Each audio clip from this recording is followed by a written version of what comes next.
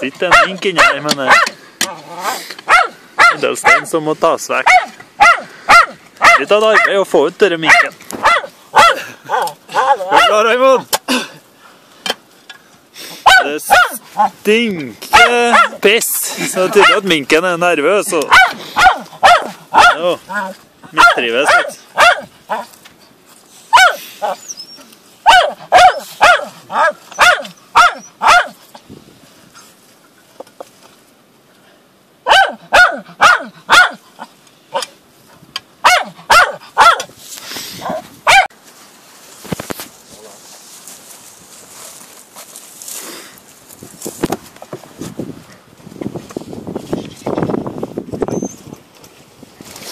Får den?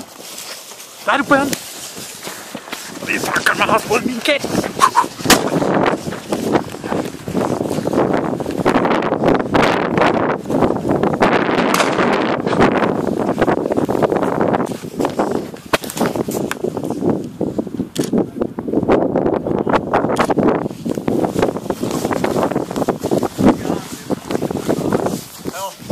Skal vi se her om vi får den her.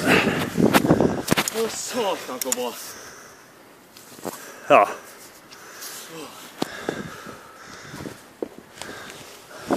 Ja, det er så fantastisk. Hva vil du si? Og det er en mink mindre. Jeg hilsen her. Da er vi på vei tilbake etter felling. Her er vi minken. Hei du!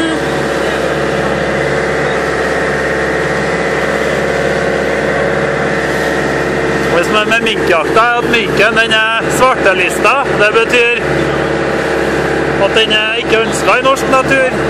Av den enkle grunn at den er rømt fra oppdrettsnæringen. Og derfor så er det om å jakte ut så mye som mulig. I dag har vi jakta ut én. Oi! Og vi er på vei ut på Bøljarna blå. For å komme oss inn fra Øyrike ut på Sotra. Takk for en bra opplevelse, Raimond. Selv takk, du!